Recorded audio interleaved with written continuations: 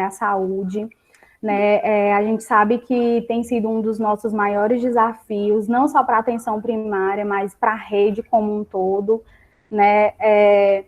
E aí, a professora Juliana já começou com essa contextualização do que é a atenção primária, e eu também tinha trazido um contexto, né, do que é a atenção primária à saúde, né, só recapitulando algumas informações que já foram passadas. Ela é o primeiro nível de atenção em saúde, né, ela se caracteriza por realizar um conjunto de ações de saúde no âmbito individual, coletivo, que respeita aí os aspectos culturais, né, sociais da população na qual ela contempla, abrange a promoção, a proteção à saúde, a prevenção dos agravos, o diagnóstico, o tratamento, a redução de danos, a reabilitação, e tem o objetivo de desenvolver essa atenção integral, né, que impacte aí positivamente na situação de saúde das coletividades.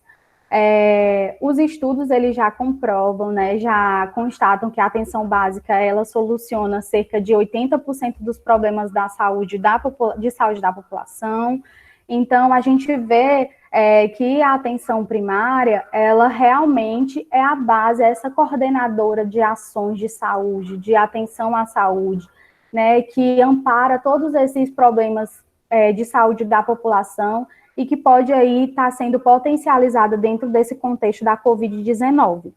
Né? É importante a gente discutir e ressaltar que a atenção primária, ela tem grandes potenciais dentro desse contexto da Covid.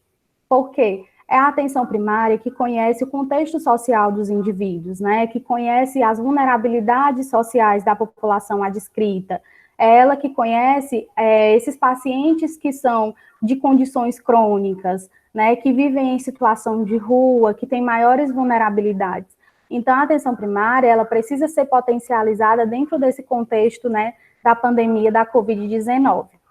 E aí, só conceituando um pouco, o que seria a pandemia, né? A pandemia, ela é uma palavra de origem grega, né, que é formada pelo prefixo neutro pan e demos, né, que vem de povo, né, e aí ela foi a primeira vez empregada por Platão em um dos seus livros das leis, né, e aí ele utilizou nesse sentido genérico que se refere a um acontecimento que é capaz de alcançar toda aí uma população, né. Então, em meados, a pandemia, ela ocorre quando uma doença se espalha por uma grande quantidade de regiões do globo, né, ou seja, que ela não está restrita apenas a uma localidade, mas ela se estende aí a uma grande área geográfica, né, e aí é o que a gente tem vivido hoje com a Covid-19, né, o coronavírus, que iniciou-se na China em 2019 e chegou aqui ao Brasil, né,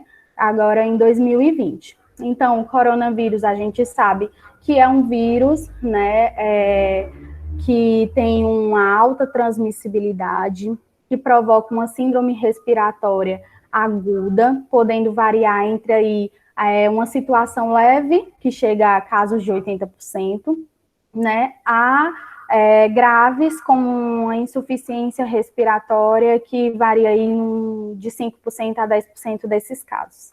Então, já é visto que a letalidade do coronavírus, o SARS-CoV-2, né, varia principalmente pela faixa etária e também pela presença de condições clínicas, né, e crônicas, certo? E aí eu coloquei esses dados, que são dados de hoje, atualizados, né, do Ministério da Saúde, na qual mostra que o coronavírus tem 6,5% de letalidade hoje no país, né, no dia 21 e 2, né, no caso.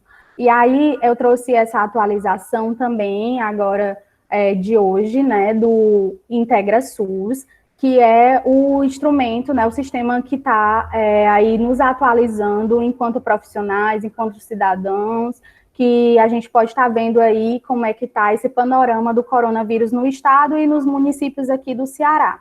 Né? Então, o município que é o epicentro da pandemia, né, aqui no estado, é o município de Fortaleza, né, e eu atuo hoje como profissional de enfermagem na linha de frente, no município de Maracanaú, que tem assumido aí a 4ª posição do município com maior número de casos confirmados, né, do estado, certo? E aí hoje o nosso município ele já tem 1.018 casos confirmados até a hora de 17 horas do dia 22, certo? Então, assim, o que é que se espera, né, da atenção primária no contexto dessa pandemia?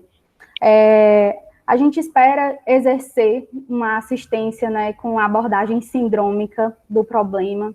E dentro dessa abordagem sindrômica, a gente não exige, né, uma identificação do fator etiológico por meio de um exame específico dentro da atenção primária, visando, né, que existem outros vírus dentro desse momento epidemiológico que podem também estar, né, se propagando, como é o vírus da H1N1.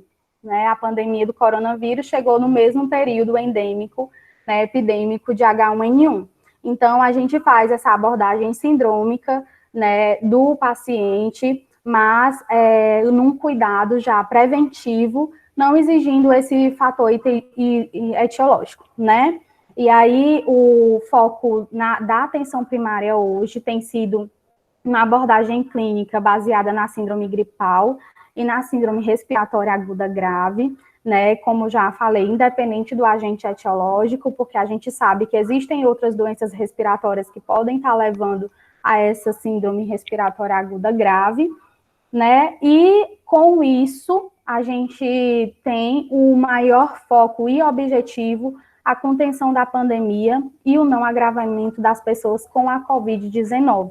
Né, esse tem sido o nosso maior desafio enquanto a atenção básica, né, então, enquanto a atenção primária à saúde hoje, que é esse não agravamento das pessoas com a Covid-19. Certo? Então, qual o curso clínico e os sinais e sintomas que o paciente ele tem chegado nas nossas unidades de saúde, né, apresentando? Então, o quadro clínico inicial da Covid-19, ela é caracterizado por uma síndrome gripal, né, que pode aí variar os sintomas com apresentações leves, muitas vezes assintomático, ou mesmo uma apresentação grave. E aí, todo paciente que apresentar tosse ou dificuldade respiratória, uma dor na garganta, uma coriza, uma congestão nasal, deve ser considerado, né, uma síndrome gripal e um caso suspeito de Covid-19, né, e aí a gente tem que ter esse olhar também para os nossos grupos de risco, e aí eu destaquei as crianças com menor de 2 anos de idade, também deve se considerar a febre de início súbito, né, e qualquer sintoma respiratório, certo? Então, esse é um quadro específico, né, dos pacientes que têm chegado nas nossas unidades, na unidade que eu trabalho, né, um quadro bem explícito de caso suspeito para Covid-19. E aí a gente vai fazer sempre essa abordagem de que todo paciente que chega na nossa unidade, ele pode ser um caso suspeito apresentando desses sintomas, né? E aí, diante dessas manifestações clínicas da Covid-19, quais as orientações cruciais que eu devo dar ao meu paciente, né, quando chega lá na minha unidade? E aí, no caso de sintomas leves, as medidas da atenção primária é dar todo o suporte, né, o conforto, o monitoramento até a alta. E isso é um desafio para a atenção primária dentro desse contexto da pandemia, fazer esse monitoramento, fazer esse acompanhamento, né, da longitudinalidade do cuidado desse paciente dentro da rede, que muitas vezes são pacientes que já têm condições crônicas, que não vai ficar no poder de cuidado da atenção básica. Então, eu preciso fazer, né, estratégias de monitorar esse paciente em todo o seu percurso da rede. A gente já sabe que é um desafio atual, que já é vivenciado pelos profissionais da atenção básica, e com o curso dessa pandemia se tornou ainda mais difícil, né, e um desafio ainda maior esse monitoramento desse paciente dentro dessa rede. E aí, as orientações a serem oferecidas aos usuários, né, para o controle precoce da síndrome gripal, nesses casos, que são os casos leves, né, deve incluir as medidas gerais que já é de conhecimento público da gente, né, que é a utilização da máscara, a higiene das mãos, evitar tocar nos olhos, boca, nariz, cobrir, né, a boca ou o nariz com o cotovelo para quando for, né, espirrar, tossir, ou utilizar os lenços descartáveis, né? E também o isolamento domiciliar.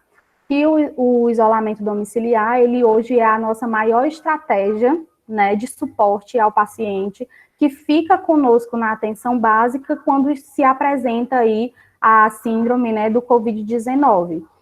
O isolamento até a alta do paciente, mas a gente sabe que ainda existem dificuldades para conseguir, né, esse monitoramento tão eficaz como a gente gostaria. Então, o manejo clínico na atenção primária à saúde, através da estratégia saúde da família, diante desse contexto de uma síndrome gripal, né, na atenção primária, e aí ela vai diferir frente à gravidade dos casos, né? E aí os casos leves, como eu já falei, ele vai ter esse olhar mais de apoio, né, e suporte e o monitoramento, e também diante do isolamento, né? E os casos que apresentem potencialidades de gravidade ou já sinais de alarme de gravidade, através desse manejo clínico de triagem da atenção primária, eles já são encaminhados para atenções especializadas, ambulatoriais, terciárias ou outros, né, dentro da rede. E aí, quem é que participa desse manejo clínico na atenção primária à saúde do Covid-19, né? Toda a equipe, ela está, de profissionais da saúde, ela está engajada, está inserida nesse contexto, né, de cuidado do paciente que é acometido pela Covid.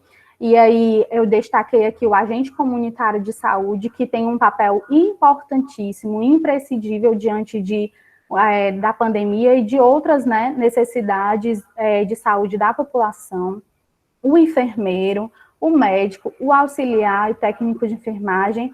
E aí eu queria destacar, eu não coloquei aqui, mas o maior agente de cuidado dentro desse aspecto da atenção primária à saúde é o próprio paciente, né? Ele é o principal ator do cuidado de si, dentro desse aspecto da atenção primária à saúde.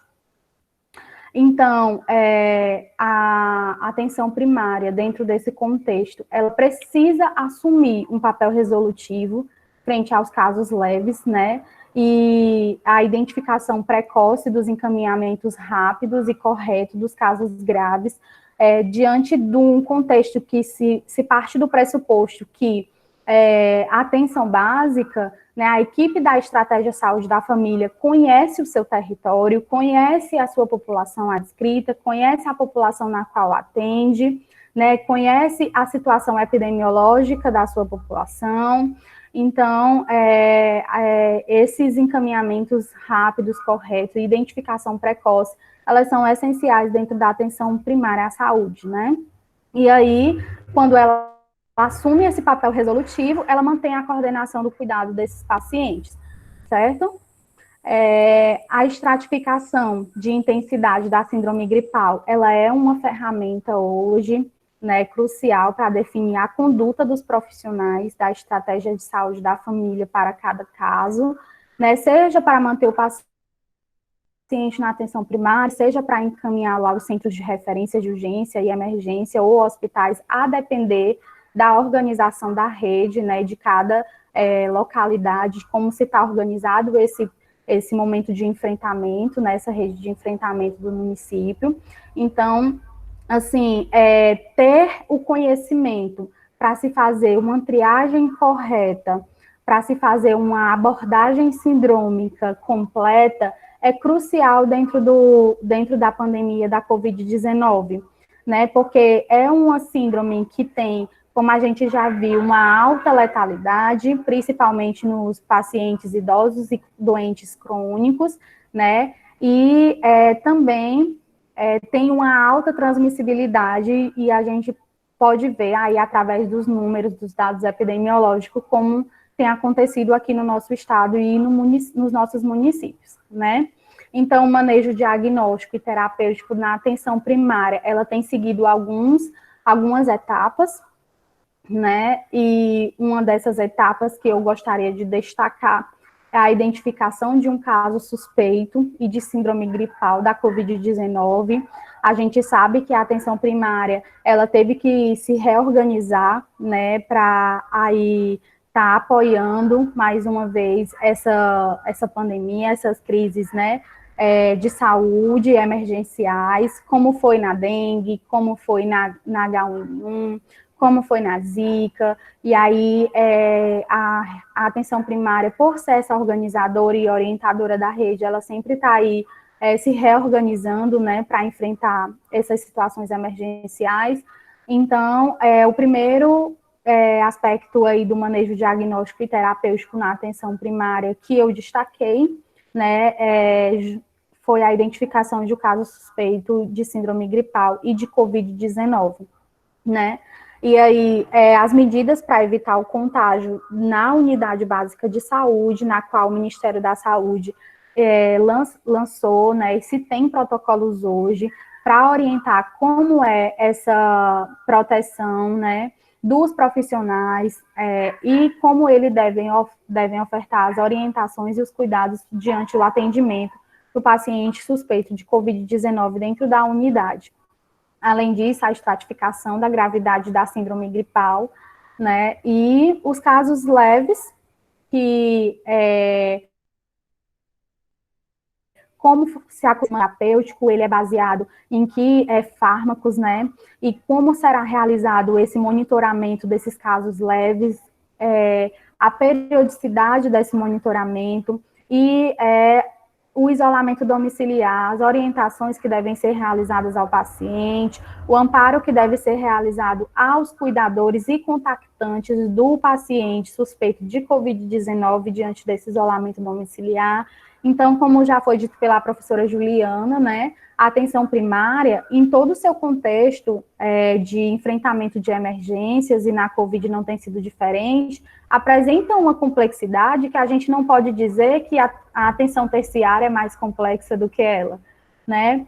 E aí, dentro dos casos graves, a gente tem a estabilização e o encaminhamento aos serviços de urgência e emergência ou hospitalares, uma vez que os casos graves são orientados a buscar, né, primeiro a ordenadora da rede, que é a atenção primária, e ela que vai encaminhar esses pacientes, e aí é onde a gente vê que culturalmente, né, a atenção primária ela sofre com esses casos, porque a gente sabe que a atenção hospitalar ela sempre é fortalecida culturalmente já, né, num contexto hospitalocêntrico, num contexto de saúde, né, que é medicalizada. Então, a atenção primária ela já sofre isso culturalmente e não tem sido diferente, né, esses pacientes estarem aí buscando as emergências, enquanto a atenção primária deveriam estar aí dando o suporte, né? E aí eu destaquei aqui a notificação imediata, né, que é um desafio para todas as doenças infecto-contagiosas, diante de uma pandemia, também no início foi um grande desafio, né, toda semana existia a modificação da ficha de notificação compulsória do coronavírus, né, mudavam-se os critérios para se notificar um paciente suspeito.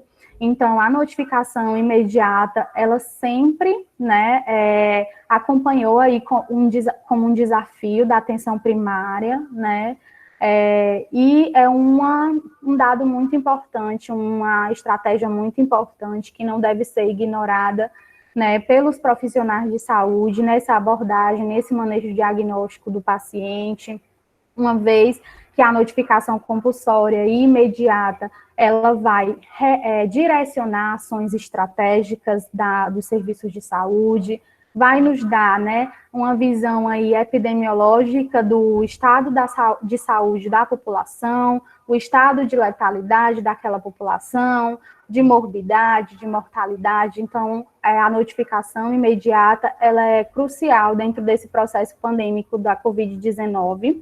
e o monitoramento clínico, né, que inclui medidas de prevenção comunitária e o apoio à vigilância ativa, certo? E aí, como é que ocorre, né, a estratificação da gravidade da síndrome gripal? O paciente, dentro da atenção primária, ele vai percorrer, né, perpassar por algumas etapas, né, e aí ele deve passar por uma consulta presencial com o enfermeiro e médico, na qual o enfermeiro, ele é o profissional que o paciente vai ter o primeiro contato, né, o enfermeiro, ele é apto, né, clinicamente para diagnosticar uma síndrome gripal, né, e aí direcionar esse paciente à consulta médica, ou mesmo, juntamente com o médico, se discutir o encaminhamento desse paciente para um serviço, né, de referência, se for considerado aí um caso de maior gravidade, né. E aí isso também vai variar de acordo com o processo de trabalho local, né, de acordo com o que está organizado a rede de enfrentamento. E aí é imprescindível a realização dessa consulta médica, né, para estratificar a gravidade, por meio de anamnese e exame físico. A gente sabe que o médico, ele é o único profissional que dá esse diagnóstico, né, mas dentro do contexto de assistência, dentro dessa pandemia, a gente tem vivenciado aí um fortalecimento, né, do trabalho do enfermeiro, da equipe de saúde como um todo, né, e isso tem sido fundamental para que a enfermagem ela possa se colocar, né, como assumir, na verdade, e expressar o seu papel de potencializar o seu cuidado, de mostrar que é sim um profissional apto a diagnosticar, que é um profissional que tem uma visão clínica preparada, né, e a gente tem visto esse crescimento, né, desses aspectos da enfermagem dentro dessa pandemia. E aí, após confirmar a presença dessa síndrome gripal, é fundamental estratificar a gravidade desses casos, né, e para identificar os casos suspeitos e as síndromes mais graves.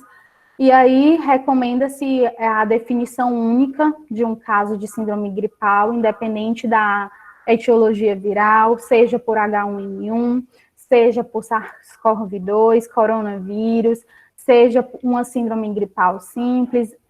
Então, o paciente ele vai ter essa abordagem sempre como um caso suspeito, né, independente da sua etiologia viral, certo? E aí, o objetivo dessa abordagem mais ampla é facilitar o processo de trabalho das equipes, né, e oferecer um isolamento domiciliar ágil, a redução da propagação da Covid-19, né, e aí um cuidado mais imediato a esse paciente. E aí vale ressaltar que os idosos acima de 60 anos, os doentes crônicos, as gestantes, as puérperas, né, elas devem ter, essa população ela deve ter atendimento prioritário ao chegar a uma unidade de saúde da família com sintomas de síndrome gripal. Então, gente, dentro dessa estratificação da gravidade da síndrome gripal, quem eu considero um caso leve e quem eu considero um caso grave, né? Então, segundo o Ministério da Saúde, no manual que ele traz de manejo clínico na atenção primária, ele diz que os casos leves são síndrome gripal, associado a sintomas leves, que são febre, né, uma congestão nasal, uma coriza, e não tem sintomas de gravidade, né? E também esse paciente ele tem ausência de condições clínicas de risco, né, o que indica a avaliação do centro de referência. O paciente que não tem uma condição crônica, que é, por exemplo, um adulto jovem sadio, né, então ele é um caso leve para se permanecer aí na atenção primária. Não significa dizer que o paciente que tem uma condição crônica, que passou pela atenção primária e foi referenciado a um serviço de maior complexidade, ele sai do poder da atenção primária. Não, todo paciente, ele é de cuidado, né? Ele é de poder da atenção primária nesse monitoramento e acompanhamento. mas os casos leves, eles são tratados pela atenção primária, certo? E os casos graves é uma síndrome gripal que apresente sinais e sintomas de gravidade ou condições, a presença de condições clínicas de risco que indicam aí a avaliação de um centro de referência, né? E aí, quais são esses sinais e sintomas de gravidade, né? Nos adultos é a falta de ar ou dificuldade de respirar, que a gente chama aí de dispneia, né? O ronco, retração sub e intercostal severa, e isso é bem expressivo nos pacientes que chegam nas nossas unidades com a síndrome gripal, né, suspeito de COVID, que tem maior gravidade, a cianose central, e um parâmetro bastante importante, né, de ser avaliado é a saturação de oximetria de pulso em ambiente, que esse paciente com maior gravidade, ele vai apresentar aí uma concentração de oxigênio, né, menor que 95%, e uma taquipneia, certo? De maior que 30 incursões por minuto, certo? Em crianças, um sinal e sintoma de gravidade, os sinais e sintomas de gravidade que devem ser levados aí em consideração nesse olhar clínico de abordagem sindrômica, também a dispneia, também a cianose, também o ronco e retração subintercostal severa. E aí tem um grande diferencial que a gente tem que estar preparado e diante de um diagnóstico clínico, de um olhar clínico, né, bem atento, que é o batimento da asa do nariz, esse movimento paradoxal do abdômen, né, a bradipneia e o ritmo respiratório irregular, que muitas vezes as crianças têm chegado, sim, nas nossas unidades e não apresenta essa taquipneia, mas apresenta esses padrões respiratórios alterados, né? A saturação menor que 95 em ambiente. E aí, algo importante que a gente precisa aqui destacar é que saíram novos estudos, né? Agora, nesse último mês, na qual já retrata alterações de pele, né, dermatite, síndromes aí que atingem a pele das crianças de uma maneira sistêmica, né, que a gente também tem que estar se preparando dentro dessa abordagem sindrômica das crianças com sinais de gravidade, né, para a COVID-19. Então, gente, esses sinais e sintomas de gravidade, a gente percebe que tem se modificado, né? Os sinais e sintomas clássicos da Covid, quando ela chegou nessa pandemia aqui no Brasil, hoje já são sinais e sintomas bem diferentes, né? Bem amplos, né? Que hoje o paciente ele não apresenta mais uma tríade como era no início, que era a saturação abaixo de 95%, era a falta de ar e a febre ou tosse. Né? Hoje, o paciente ele já pode apresentar sintomas que não são do aparelho respiratório e podem estar, sim, com a COVID-19. Né? E aí, dentro dos sintomas de gravidade, né, sinais e sintomas do sistema cardiovascular, a gente tem que levar em consideração a hipotensão arterial, né, e a diminuição do pulso periférico, né? Isso é bem presente nos pacientes que têm comorbidades, que são pacientes que têm problemas cardíacos, né? São os pacientes asmáticos, eles apresentam muito. Os pacientes que fizeram já ponte safena, né? Que tem cardiomegalia, eles tendem a apresentar isso dentro da minha vivência assistencial, né? O que eu tenho notado. E aí, as alertas adicionais, né, nos adultos e nas crianças, a piora das condições clínicas, né, das doenças de base, a alteração do estado mental, com confusão e letargia, isso em decorrência, né, aí do nível de oxigênio, a persistência e o aumento da febre por mais de 3 dias, ou o retorno, né, após 48 horas de períodos afebril. Né?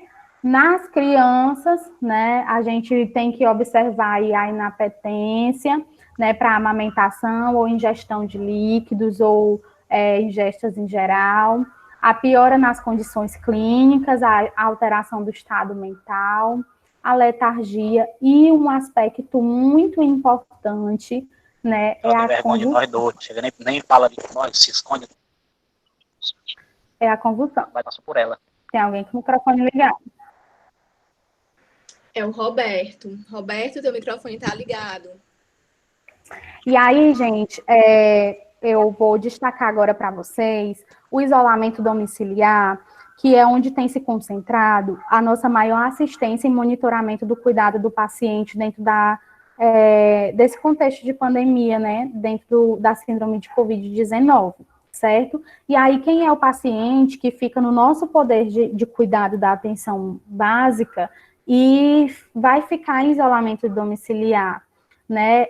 O isolamento domiciliar, ele é a medida não farmacológica principal que tem sido adotado pelos profissionais de saúde, né, para essa contenção de transmissibilidade da Covid, e é uma medida que tem sido eficaz, não é à toa que o isolamento social, né, tem se estendido, tem se adotado medidas mais rigorosas de isolamento, né, e aí a pessoa que fica em isolamento domiciliar é a que possua qualquer sintoma respiratório com ou sem febre, né? De maneira geral, todas as pessoas que são diagnosticadas com uma síndrome gripal são orientadas, né, a ficarem em isolamento domiciliar por 14 dias, considerando principalmente a abordagem sindrômica, que é a presença de sintomas, né? E aí, como eu já falei, que não precisa, não há necessidade de se conhecer o fator etiológico, se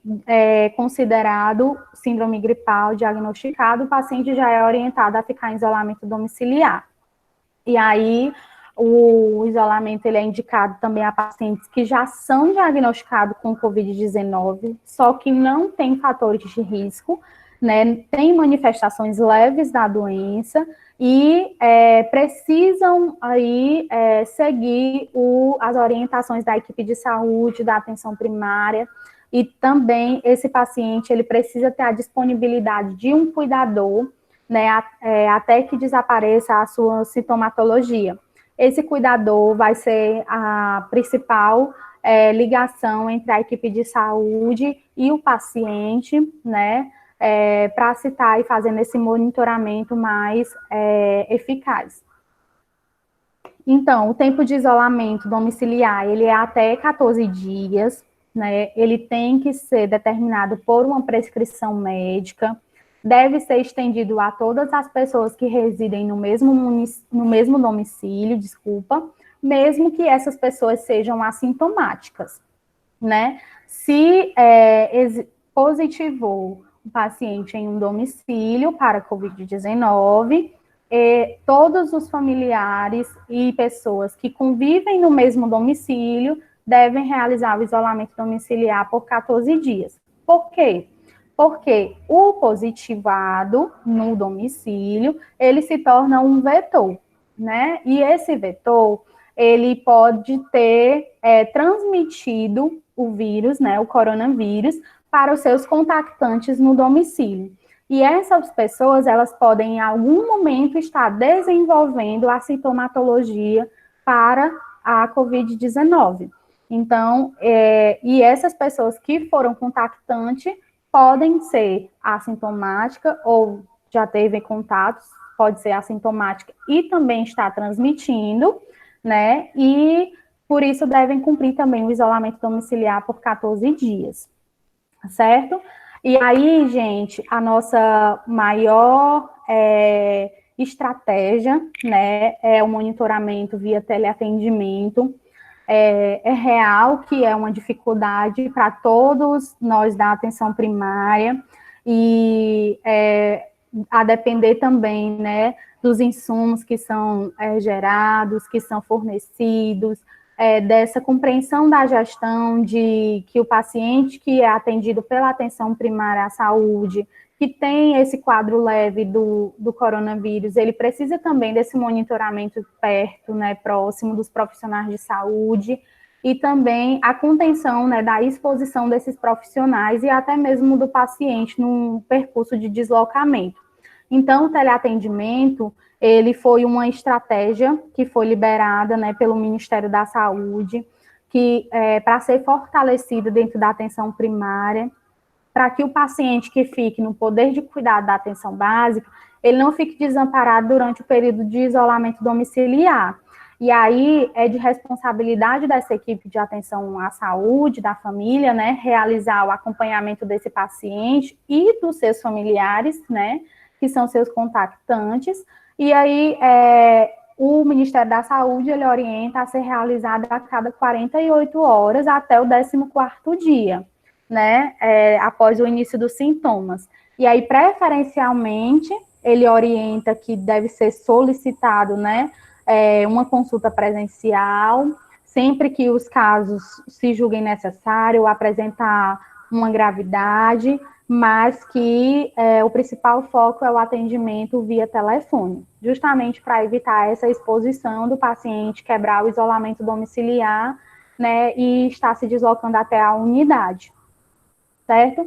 Esse monitoramento de teleatendimento não tem sido a minha vivência profissional, né, aqui no município, realmente devido a dificuldades, né, de provimento para a realização desse teleatendimento. Acredito que deve ser uma realidade para muitas unidades de saúde, né, esse acompanhamento e monitoramento por telefone desses pacientes.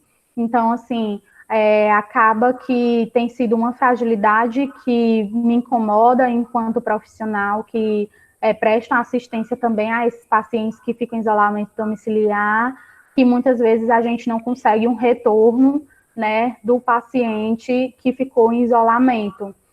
O paciente, depois que termina os 14 dias, ele não adere o retorno à unidade de saúde para ser reavaliado, se considera um paciente curado por não apresentar mais nenhum sintoma, e a gente acaba não tendo, né, essa proximidade com o paciente, e isso tem fragilizado muito, né, a questão desse monitoramento dos pacientes que ficam em isolamento domiciliar, né, até mesmo para se dizer que o paciente teve alta por cura, né, eu só posso dizer que o paciente teve alta por cura após a avaliação médica, né, um retorno desse paciente, o que muitas vezes a gente perde porque o paciente se sente curado e não volta mais na unidade.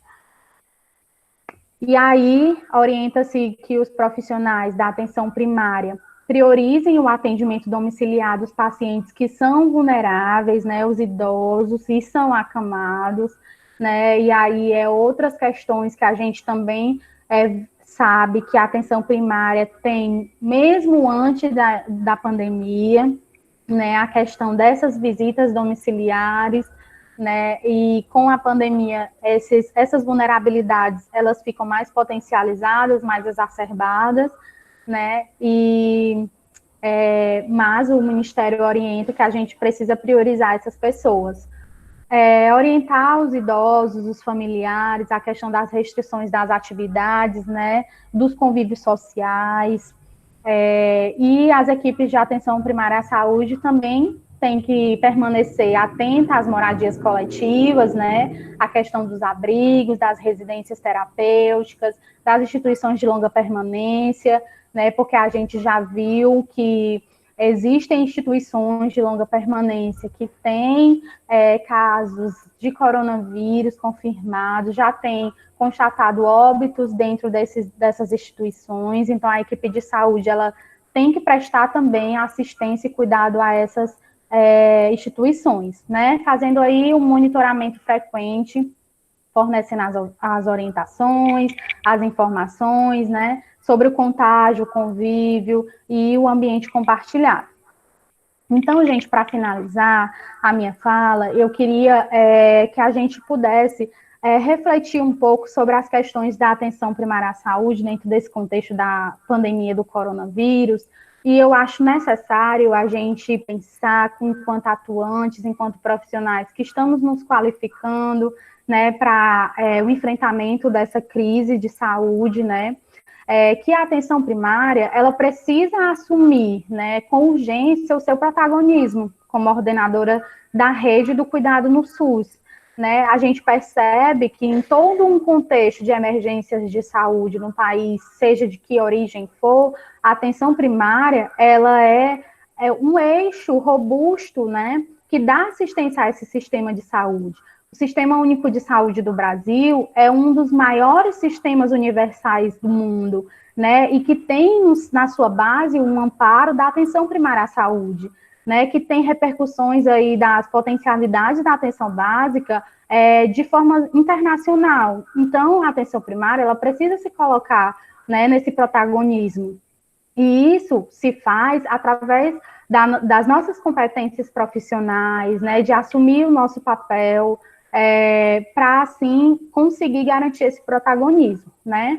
Ela ainda precisa se pensar na reorganização de fluxo, né, no traçado de estratégia desses usuários nos serviços, né, para que a gente possa ter medidas imediatas diante das crises, né, além de se promover aí a melhoria da estrutura física das unidades, que a gente precisa lutar por melhorias que devem permanecer pós-crises. A gente precisa aprender com essas crises no nosso sistema de saúde, né? E a gente precisa garantir a permanência dessas melhorias na nossa atenção primária, né? Além disso, a atenção primária à saúde, ela precisa ser centralizada na agenda do Ministério da Saúde e que o SUS ele não seja asfixiado por emendas constitucionais, como a gente vê, né, a PEC 95, que congela aí os gastos por 30 anos, né, e aí acaba subfinanciando a atenção primária e todo o sistema de saúde,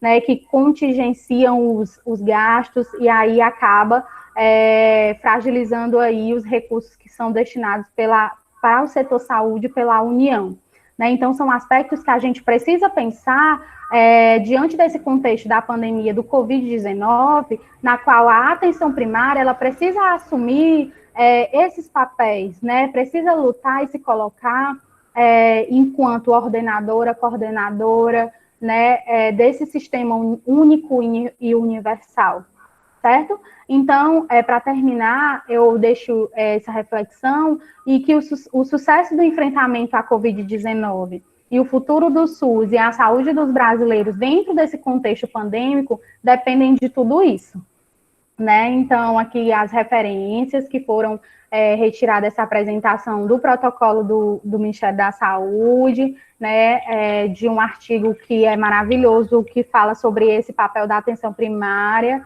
né? Que eu indico vocês a lerem, certo? E pensarem mais sobre essas questões. Então, muito obrigada por vocês estarem aí. E eu vou voltar aqui para ver vocês. Excelente, Dani. Dani, né? Bem íntima, né? Daniele. Muito obrigada pela brilhante apresentação, né? Como a Daniele falou, ela trouxe aqui dentro do contexto do município na qual ela está atuando, né? Eu vou passar aqui para vocês. Antes a gente iniciar aqui as perguntas, a Dani pode até nesse momento já ir dando uma olhadinha no chat aí, que tem algumas questões. Eu vou colocar para vocês agora alguns... o protocolo que está sendo seguido aqui no município de Fortaleza, né? Aqui, eu moro em Aquiraz, estou dizendo... Enfim, mas no município de Fortaleza, tá? Eu não moro no município de Fortaleza, mas o protocolo que a atenção primária tem seguido, né, no município de Fortaleza. E aí falar também, gente, sobre a importância, né, da enfermagem nesse momento, né, dessa pandemia. A enfermagem tem sido, né, estar na linha de frente, na atenção primária, né, nesse momento aí de acolhimento desse paciente. Antes desse paciente ir para o médico, né, ele vai passar pelo enfermeiro, o enfermeiro é que vai fazer essa classificação, né, a atenção primária aqui no município de Fortaleza, ela está utilizando, né, um score, uma escala que foi utilizada na China e que eles adaptaram aqui para o município de Fortaleza. e a enfermagem que tem feito essa pontuação dos scores, e a enfermagem que está fazendo essa conduta, né, assim, como linha de frente, antes de passar por qualquer avaliação do médico da equipe. E aí, assim, é importante ressaltar, né, o grande trabalho, né, a importância desse trabalho interdisciplinar, né, a importância desse trabalho multiprofissional dentro desse contexto da estratégia de saúde da família. A importância também, gente, da escuta qualificada, né, tem se recebido muito dentro da estratégia de saúde da família essa demanda, né, da perspectiva de uma ansiedade, de um medo extremo das pessoas, né, quando apresenta esse quadro, essa síndrome, né, gripal, esse quadro gripal, e as pessoas estão ficando com medo, né, lógico, não tem quem não fique, né, com medo da evolução dessa doença. No começo, né, o protocolo, né, a conduta que o município de Fortaleza estabelecia, como também a Dani colocou aí, era a questão do acompanhamento remoto, né, de ligar o paciente para saber como é que esse paciente estava evoluindo, né, depois que ele foi ali diagnosticado ali como um suspeito de COVID, né? E aí, esse atendimento estava sendo feito na perspectiva muito remota, de ligar, de saber como esse paciente estava, né, evoluindo. E o que foi percebido é que o paciente estava com medo de dizer que, enfim, não estava sentindo outros sintomas, e ele ficava colocando que estava tudo bem, né? E de repente evoluía muito rápido e a gente acaba perdendo aí o controle aí da doença, né? E agora a Fortaleza sistematizou, né, uma nova perspectiva de acompanhamento desse paciente. Então, esse paciente foi diagnosticado no primeiro dia, tá, ali como caso suspeito de COVID, tá? No terceiro dia, esse paciente retorna para o posto de saúde para uma nova avaliação. No quinto dia, esse paciente retorna novamente para o posto de saúde para uma terceira avaliação pela enfermeira, tá? Isso tudo sendo avaliado pela enfermeira, lógico que a enfermeira está ali nesse contato direto com o médico da equipe, nessa perspectiva desse trabalho interdisciplinar e multiprofissional, tá? E aí, principalmente nessa fase aí que a gente fala, que é a fase de replicação viral, né? Aí a gente vai entrar a partir do quinto dia para a fase inflamatória, né, do processo aí do adoecimento do COVID. E aí esse paciente vai retornar para a atenção primária, né, para a enfermeira, para a consulta novamente com a enfermeira no sétimo dia, né, no sétimo dia dos sintomas, tá, gente? Então, isso, ele vai estar retornando para o posto de acordo com o primeiro dia que iniciou os sintomas. No 10º dia, esse paciente retorna novamente para uma quinta avaliação pela enfermeira da estratégia de saúde da família, né? E é lógico que esse processo aí de avaliação, tá? Principalmente nesse período inflamatório aí, né? Que é a partir do 5º dia, que pode estar aí aparecendo o quadro aí de dispneia e que vai ser aí observado aí pela equipe de saúde da família. Então, tem se trabalhado nessa perspectiva, tá, de acompanhamento do quadro, né, de evolução, de melhora desse paciente. Anteriormente, era feito pelo ACS e também numa perspectiva remota, mas agora está se estruturando no município de Fortaleza esse acompanhamento realmente presencial dos pacientes que estão ali em uso de medicação, né? E assim, o uso da medicação, gente, está muito relacionado com o quadro que o paciente vai estar apresentando, né? Com aqueles sintomas que o paciente vai estar apresentando. O que a gente tem no posto e está sendo oferecido para esse paciente, né? A azitromicina, né, e lógico, de acordo com a avaliação médica, tá, tem se oferecido a azitromicina e os sintomáticos. A partir do 5º dia do sintoma, que ele pode, enfim, se ele apresentar uma saturação menor do que 95 ou 95, o médico vai avaliar a necessidade de iniciar, né, um corticoide, né? Também isso pode também estar se avaliando a perspectiva do corticoide, quando esse paciente está já há um tempo com esse quadro, mas persiste aquela tosse seca, né? E aquela tosse seca que não vai embora, e aí avaliar também a perspectiva de iniciar ou não aí o corticoide, certo? E também tem feito também o uso do Anita e da ivermectina, né? São também medicações que estão sendo utilizadas, né? Isso com a avaliação do médico e a prescrição médica. Mas, enfim, professora, esse paciente vai estar retornando do posto, né? Nesses 5 momentos aí, o primeiro dia dos sintomas, terceiro dia, quinto dia, sétimo dia e 10º dia. O que o enfermeiro vai estar avaliando nesse paciente? Pessoal, sinais vitais, tá? Então, o paciente vai estar, o enfermeiro vai estar ali criteriosamente, tá? Avaliando os sinais vitais. Que sinais vitais ele vai estar avaliando, professora? Vai estar todos os postos de saúde, né? Já tem um oxímetro, né? Então, vai estar avaliando a saturação do oxigênio, vai estar avaliando a frequência respiratória, e muitas vezes, né, a gente vai estar olhando também na fúrcula, né, external, vai estar avaliando a pressão arterial desse paciente, se a pressão arterial estiver com a pressão sistólica menor ou igual a 90, pressão sistólica, eu estou falando, viu? Menor ou igual a 90, tá? É uma situação aí que a gente tem que ficar atenta. Se for uma saturação que estiver aí, enfim, diminuindo, abaixo de 95, 92, 93, 91, enfim, tem que ter uma atenção especial a esse paciente.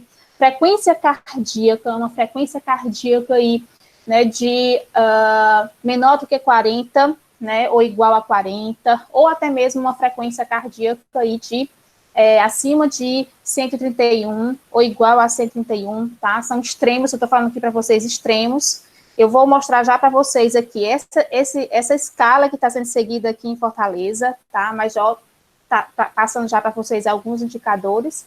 E a temperatura, né? Então, esses sinais vitais são imprescindíveis, e nós vamos estar lá, né, enfim, eu estou falando nós, né, representando ali a categoria da enfermagem na atenção primária, né, a Bertília está aqui, pode nos falar muito bem, né, Bertília, porque ela está na linha de frente, que é a nossa professora da saúde coletiva de Maracanaú, e ela está vivenciando tudo isso no dia a dia, né, aqui em Fortaleza. E aí, assim, gente, a importância de uma boa avaliação, né, a importância da enfermagem, né, e assim, quando a gente retornar aos estágios, né, os alunos da saúde coletiva, eles vão estar inseridos nesse processo, eles vão estar ali junto com a enfermagem, com os enfermeiros, realizando essa avaliação desse enfermeiro, né, ou desse paciente, desculpa. Fazendo essa avaliação desse paciente. Então, a importância da gente estar, assim, né, fazendo uma boa avaliação durante todo aí esse processo. A gente tem aqui em Fortaleza alguns postos de saúde, que a gente fala que são postos de saúde de referência para o COVID, tá? E aí a gente tem na Regional 1, posto de referência na Regional 1 para o COVID é o Maria Aparecida. Na Regional 2 é o Frei Tito. Na Regional 3, Anastácio Magalhães. Regional 4, Dom Aloísio. Regional 5, Maciel de Brito. Regional 6, Edmar Fugita, tá? E a gente também tem mais 2 aí que estão entrando, que é o irmã Cília e o Flávio Macílio, tá? São postos de saúde de referência para o COVID, tá? E aí eu vou mostrar para vocês aqui, gente, vou projetar para vocês rapidinho aqui, esse material eu já passei para os alunos da saúde coletiva, mas eu posso... Mas eu posso depois passar, enfim, no grupo dos líderes, e eles passam aí para vocês, para o grupo de vocês das salas, tá bom? Mas eu vou apresentar aqui para vocês o protocolo, né, com a escala, com scores que está sendo utilizado aqui em Fortaleza. Rapidinho. Bertília, se você quiser falar algo, a gente também está com a é a Adila aqui, tá? Que é enfermeira, Adila e Bertília, né? São duas enfermeiras da Estratégia de Saúde da Família de Fortaleza e sabem muito bem dessa realidade aqui que eu estou colocando, né? Não estou inserida, né? Hoje falei com algumas enfermeiras de Fortaleza, inclusive com a Adila, né? Liguei para me atualizando, né? Isso, hein? O profissional de enfermagem está exercendo realmente um papel, assim, fundamental no combate ao Covid, realmente, Bertília. Se quiser falar, Bertília, tá? Abrir o microfone e falar um pouquinho também da sua realidade, sua experiência, ou a enfermeira Ágila, a enfermeira Bertília, viu? Fiquem à vontade, viu? Eu vou aqui só abrir o protocolo para o pessoal conhecer aí essa escala que está sendo utilizada, a escala de NIRS.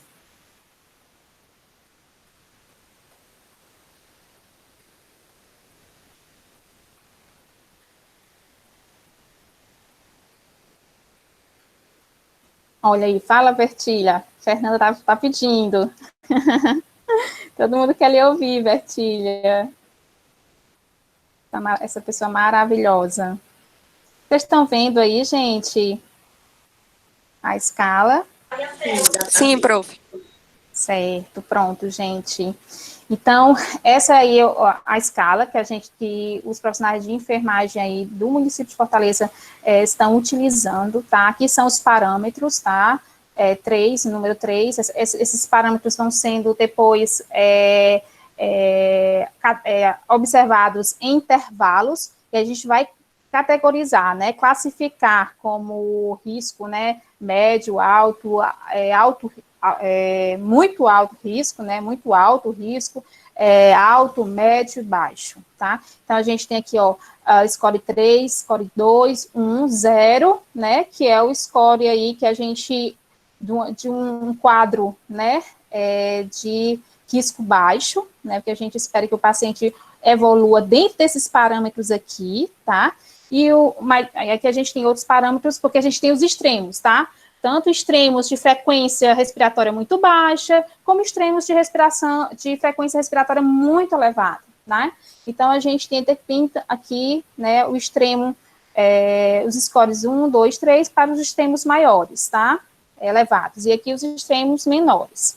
E a gente vai observar a idade desse paciente, a frequência respiratória desse paciente, uma frequência respiratória muito baixa, ó, menor ou igual a 8, tá? O score assume aí, né, o número 3, maior scores, né, e aqui, ó, se tiver uma frequência respiratória acima ou igual a 25, ó, também o score, adquire aí um score 3, tá, depois a gente vai somando esses scores e vendo os intervalos para a gente classificar esse paciente. Aí, saturação também, a gente observa aqui a saturação, tá, ó, menor, ó, score 3, menor ou igual a 91%, tá? Score 2, entre 92 e 93. Necessidade de O2 suplementar. Aqui, o paciente tem a necessidade, sim, de O2 suplementar já, do catetezinho aí de O2, no posto de saúde, ou se tiver a Márcio de Ventura, eu acho que o posto de saúde está trabalhando com catéter, né? E aqui, né, se não tem necessidade, ele está com esses parâmetros aqui, ele não tem necessidade de receber aí O2, né? A PA sistólica, a gente vai observar também, tá? A sistólica, eu tô falando aqui, então, menor ou igual a 90, tá? A gente vai observar, e também como extremo aí, como o score 3, e aí, ó, maior ou igual a 220, também aí, ó, recebe aí o score 3. Frequência cardíaca também, tá? Aqui os parâmetros. Estado de consciência, é importante a gente estar observando, o paciente está em estado de alerta, ou o paciente está com tontura, letargia, né, está com confusão mental, coma, então a gente vai também estar observando, aí, ó, o extremo aqui, ó, score 3, certo? E temperatura, a gente vai também estar observando, tá? Tanto a temperatura aqui, né, baixa como alta, tá? E aí, em cima disso, gente, a gente vai aqui, ó, são as sinais vitais que a gente vai estar observando, tá? O enfermeiro vai estar observando esse retorno dos pacientes, né? A atenção primária. E aqui é a classificação aqui do risco, né? Se a soma desse score aí, ó, for 0, tá? Então, baixo risco, vai notificar, tá? E vai ser acompanhado aí o retorno através do telefone, tá? Fornecido pelo paciente, e aí vai ter esse acompanhamento remoto. De 1 a 3, tá? A gente vai ter aí a médio, e aí a gente precisa observar principalmente esses 3 marcadores aqui, ó. Oximetria menor, tá?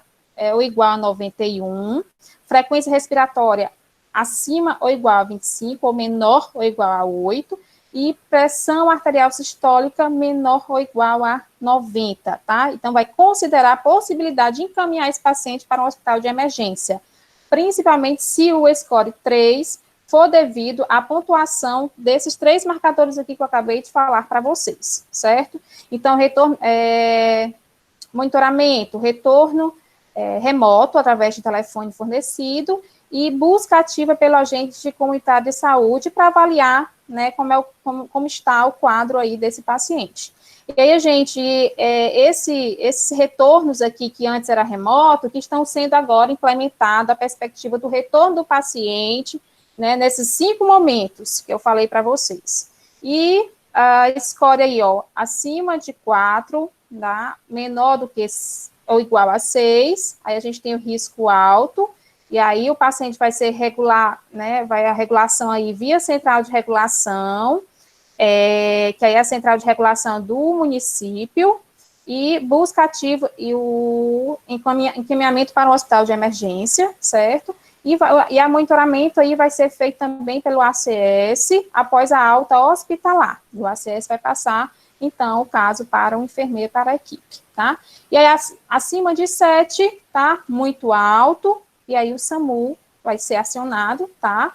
E aí vai ligar, né, para 192 e chamar o SAMU para levar esse paciente para para um hospital de emergência, tá? Quando o paciente está com alto, tá, ou médio risco, esse paciente, se ele vai ser encaminhado para um hospital de emergência, é chamado, tá, o transporte sanitário, que é chamado transporte sanitário, né, transporte sanitário, transporte sanitário no caso de risco médio, né, risco alto e muito alto é que é chamado SAMU, certo? Cadê vocês? Deixa eu tirar aqui. Gente, deu para entender um pouquinho aí como é que está sendo feito, a perspectiva aqui de Fortaleza. Cadê a Pertilha está aqui? Pertilha, quer falar um pouquinho, complementar?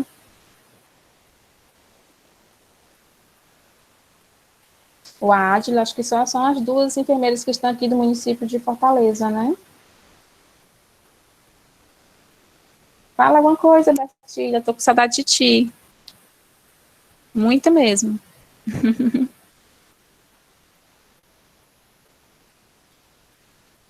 Né, Fernanda? Pois chama ela aí. Boa noite. Boa noite. Vou só mostrar o áudio, não vou mostrar o vídeo. Certo? Mas assim, boa noite. Amei a iniciativa que vocês tiveram de realmente trazer a questão da Covid-19, mostrar como a Covid-19 está acontecendo no município de Fortaleza e no município de Maracanaú, né, que querendo ou não, são 2 realidades, mas a Dani, né, não conheço, mas muito bem, já ouvi muito falar dela, certo, como profissional, e assim, trouxe muito bem a questão de Maracanaú para nos apresentar, e você também pontuou muito bem a questão realmente de Fortaleza, que está acontecendo. E, assim, a nossa grande preocupação realmente é com questão de infraestrutura, porque nós queríamos dar mais para os nossos pacientes, mas realmente a gente não pode suprir todas as necessidades das nossas unidades de saúde, né? Mas nós, enquanto enfermeiros, estamos aqui desempenhando o nosso papel, realmente, de educador, estamos fazendo a classificação desse paciente, a sua estratificação de risco, e fazendo o monitoramento, dando todo o suporte possível, e eu posso até dizer assim que é até impossível, né, dentro das nossas condições de trabalho. Mas, realmente, assim, nós temos força e coragem. A enfermeira Ádila, que está aí também, já foi minha companheira de trabalho, né, Ádila? Também já trabalhou comigo na mesma unidade de saúde. E ela sabe o quanto nós lutamos pela nossa enfermagem, né, Ádila? E então, aqui um abraço para todo mundo e aproveitem bastante, certo? E tudo de bom para todo mundo, e força, coragem e fé mesmo que isso tudo vai passar. Muito obrigada, Vestida, pela sua fala, nos traz alento. Você sempre é essa pessoa aí cheia de Deus no coração. E aí, oi. Eu queria só registrar a presença da professora Thaís, coordenadora do curso de fisioterapia, que está aqui com a gente também, já tem um Isso. Que maravilha, seja bem-vinda, Thaís. Essa coordenadora do curso de Físio. Thaís, bem-vinda. Bem-vinda, meu amor. E aí, pessoal, assim, outro ponto também, né, que está sendo também realizado pelo município aqui de Fortaleza, né, dos pacientes que não receberam a vacina da gripe, é o Tamiflu, né, que já que, como a Dani falou, né, da abordagem sindrômica, né, então, assim, pode ser dentro da perspectiva aí da síndrome gripal, né, o H1N1, sim, né, e aí a gente, os médicos têm sim, passado o Tamiflu aí, né, principalmente naqueles pacientes que não receberam aí a vacina, os idosos principalmente, que não foram vacinados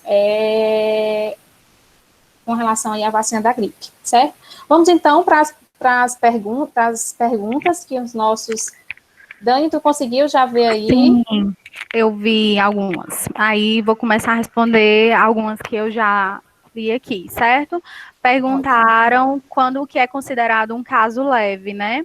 O caso leve é quando se tem a presença só de tosse, febre, com a ausência da dispneia, né? O sofrimento respiratório, na ausência dele, é considerado um caso leve. O caso grave é quando já tem esse padrão respiratório aí comprometido, certo? Outra pergunta que eu vi foi qual o limiar de oxigenação, né? A gente tem o padrão que é 95%, né? E aí abaixo desse valor é uma base de sofrimento respiratório que a gente tem, certo? Para ver se esse paciente ele precisa de um suporte de oxigênio ou não. E outra pergunta foi quanto tempo dura o isolamento, né? O isolamento, ele tem a duração de 14 dias, a começar pelo primeiro dia de sintomas, né? Por exemplo, hoje é 22, o paciente apresentou qualquer sintoma relacionado à síndrome gripal, ele entra em isolamento domiciliar a partir de hoje. Não necessariamente é preciso ter a confirmação laboratorial de COVID, né, para entrar em isolamento domiciliar, certo? Inclusive, os seus contactantes também precisam fazer o isolamento. Mesmo após, né, a confirmação diagnóstica por teste que é COVID, o paciente continua nos 14 dias, né, de isolamento. Certo? Aí perguntaram aqui quanto tempo o paciente que continua sendo vetor, né? A Covid-19, ela tem sido para a ciência, né, também uma novidade, né, de descobertas e de incertezas.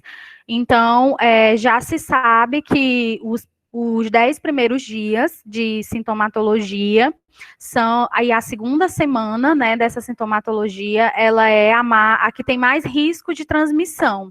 Por isso, o isolamento domiciliar, ele é a primeira medida de prescrição para não farmacológica para essa prevenção, né, de propagação da COVID.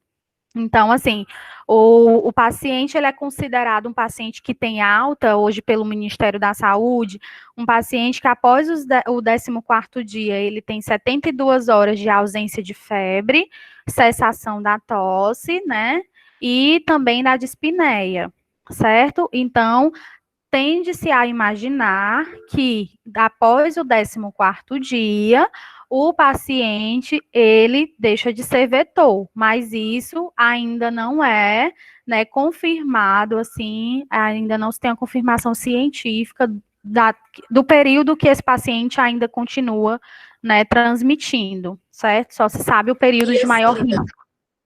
E assim, o importante, o interessante, era que esse paciente fizesse o IgG, né, e o IgM também, para poder ver se ele ainda continuaria doente, né? Mas não tem teste para poder fazer para todo mundo, né? Essa contraprova aí.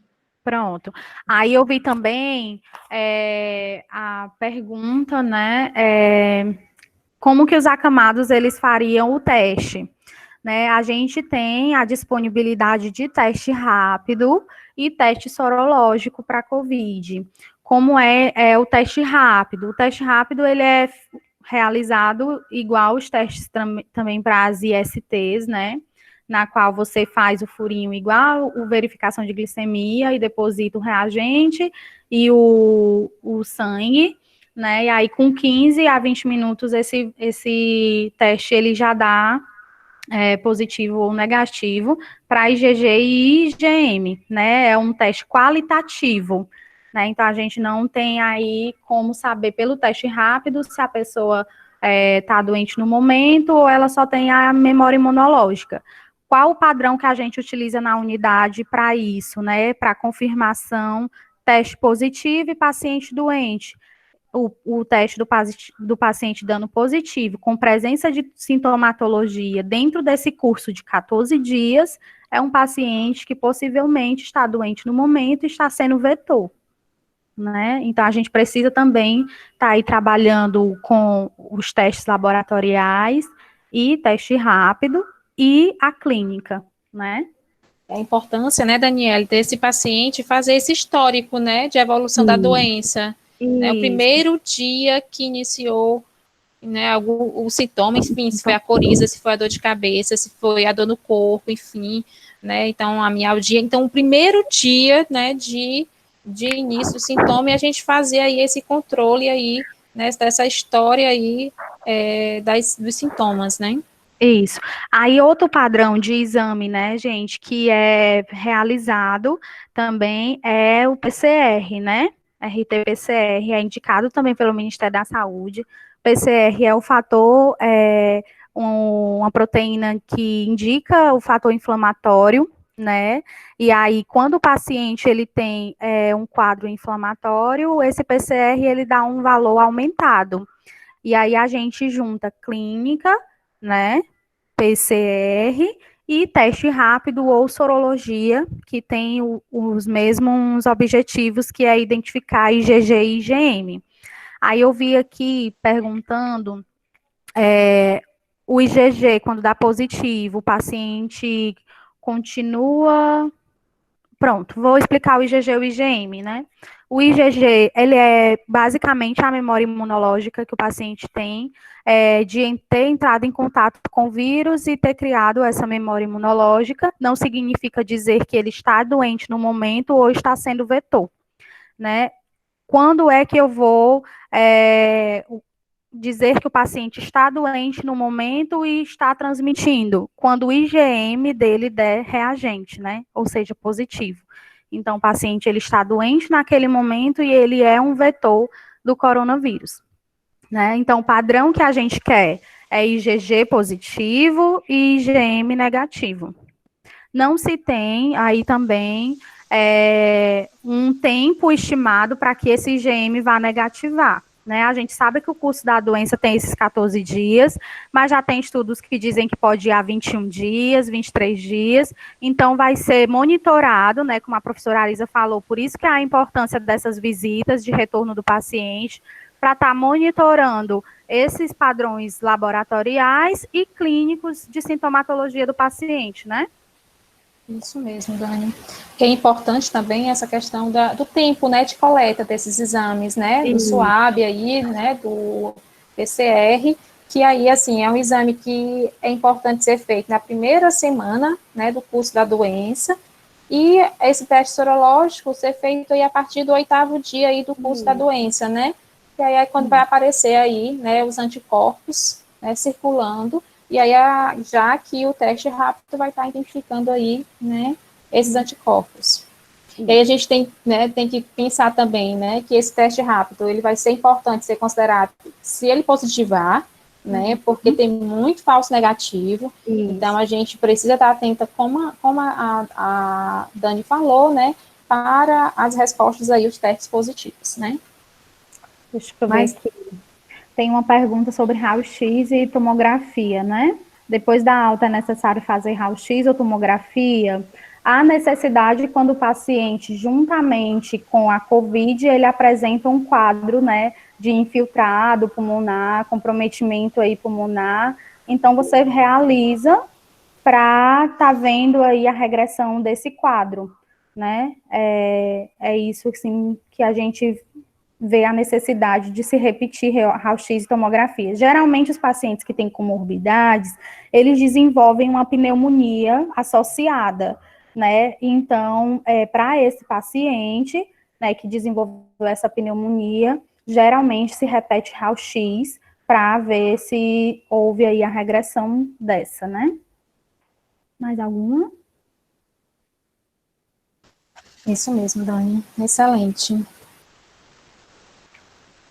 Pessoal, vocês querem colocar mais algum ponto? O período certo de realizar o teste rápido, né? É indicado que o teste rápido ele seja realizado a partir do 7º dia, certo? Porque devido à história natural da doença, né? Como a professora Arisa falou, a partir do 7º dia aí começa o período inflamatório, né? E aí a gente consegue identificar aí a presença de anticorpos na corrente sanguínea. Feito antes, pode dar o falso negativo, porque a gente não consegue identificar aí na corrente sanguínea, né, a presença das cepas do vírus. Perfeito, isso mesmo. Dani, Oi. Após a alta, o paciente pode voltar à vida normal se não tiver nenhum sintomas? Sim. Ok. Pode voltar à vida normal diante da avaliação médica. Se ele não tiver nenhum desconforto respiratório, se ele não tiver mais nenhum sinal de gravidade, se ele teve a alta, ele está apto a voltar às suas atividades normais. Ok, sem coriza, sem tosse, né? Sim. Certo. Obrigada. Nada. Tem mais alguma coisa? Qual a orientação para gestantes e preparação para o parto? Professora Ariane.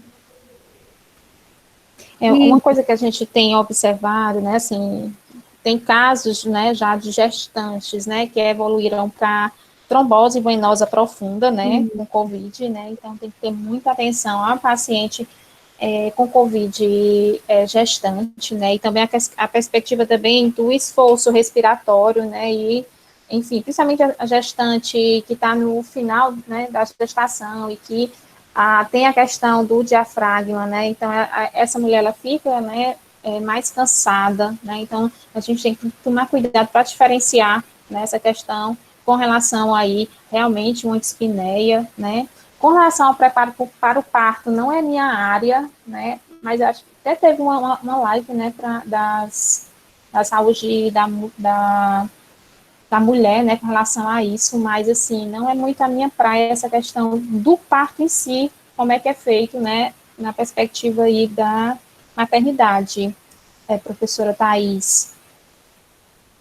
Mas com relação ao acompanhamento na atenção primária, sim feito, enfim, tem se feito, né, uma atenção especial à gestante, sim, né, principalmente porque o COVID, né, o vírus, ele mexe com todo o corpo, né, ele é uma doença sistêmica, né, os receptores do vírus se ligam a vários, né, vários sistemas, né, vários órgãos, e ele vai estar causando ali processos inflamatórios importantes, né, e a gente precisa, sim, ter muita atenção com as nossas gestantes. Outra pergunta que eu vi foi porque os profissionais de saúde estavam pegando apenas 7 dias de atestado. Então, o Ministério da Saúde, dentro desse protocolo, ele orienta, né, que o profissional de saúde assintomático, reagente ou contactante, né, com um positivo em domicílio deve ser 14 dias. Agora, por exemplo, o profissional de saúde teve sintomatologia, já está no 7º dia e fez o teste e deu reagente. Então, ele pega 7 dias de atestado, porque a doença tem um curso de 14 dias e já se passou os 7 dias, né? Então, alguns médicos estão fazendo essa contagem, certo? Excelente, Dani. Acho que a Ju caiu a internet dela, não foi? Tá aqui, de volta. Voltei, Ju, tu quer complementar com mais alguma coisa? Na verdade, eu queria agradecer, né, primeiramente a Dani, assim, eu fiquei muito, muito feliz com a apresentação dela. Acho que por ser nossa ex-aluna, né, Arisa, nossa monitora, e a gente vê ela hoje aqui brilhando com tanta segurança, empoderamento, né, trazendo esses fatos, essas orientações, assim, foi muito esclarecedor, Dani. Muitíssimo obrigada. Né? Espero que a gente possa se encontrar mais vezes em lives, compartilhando conhecimento. E foi muito, muito bom mesmo. Agradecer à professora Arisa, né, pela iniciativa, porque foi dela, ela que pensou, e vou convidar a Dani. E muito obrigada, professora Arisa, assim, pela a mentoria intelectual, né, da live, pela organização também, que foi lá, convidou a Dani, montou toda a estrutura da live. Agradecer aos alunos que participaram, que ficaram com a gente, né, até agora. Muito obrigada, gente. As perguntas muito pertinentes, muito interessantes. Enfim, as enfermeiras que estão aqui, né, a Ádila, a Bestília, a Fernanda, nossas parceiras lá do Maracanaú, os professores também que compartilharam com a gente aqui esse momento tão importante. Então, só agradecer mesmo, tá bom? Então, posso finalizar com os agradecimentos? Só falar um pouquinho aqui também. Ju, muito obrigada, Ju, pela linda introdução que você fez à nossa live, né? E a Ju é uma parceira, assim, né, assim, de anos, desde a UES para a vida, né? E a gente tem uma sintonia muito boa de trabalho. Que bom que você retornou, muito feliz pelo seu retorno, né, da maternidade, aí com a nossa Luísa, tão pequenininha, meu Deus, e ela voltou com todo o gás. E eu tô retornando e, assim, meio fora de forma, viu, gente? Porque eu fiquei muito nervosa. Muito nervosa. E meu Deus, parece que eu nunca falei para as pessoas antes, mas é isso. E agradecer também aí, né, a Dani, assim, a Dani é um amor sem fim. Foi assim, um encontro muito feliz, né, na graduação aí, na Unifametro, né, uma pessoa super ativa aí enquanto monitora, muito inteligente, muito proativa, muito engajadora, né, as monitorias sempre eram um sucesso, né, tem aqui alunos que vivenciaram a monitoria com a Dani, né, e ela e a Maíra foram, assim, que ficaram na história da saúde coletiva, como também a Miriam, que está aqui, que foi nossa monitora da saúde coletiva. Eu não podia deixar de falar. Para dizer, porque o ciúme já estava instalado. Pois é, deixou marcas a Miriam, né? Foi quem, né, assim, super vestiu a camisa quando eu trouxe a perspectiva da simulação e ela fez acontecer na simulação e arrasou e ganhou prêmio na conexão, né? Enfim, está aí brilhando, né, na gestão de Maracanaú e também como excelente profissional. E obrigada pela presença, Miriam. E Dani, tá? Meu coraçãozinho para você. Tá sempre assim, pulsando. Eu também. Pode falar. Então, gente, eu queria agradecer, né, primeiramente, pelo convite. É uma honra, assim, é sempre emocionante voltar, né, para a nossa casa, e agora em outra dimensão, né, mas continuando sempre com esse acolhimento, né, das minhas eternas orientadoras, a Ju e a Arisa.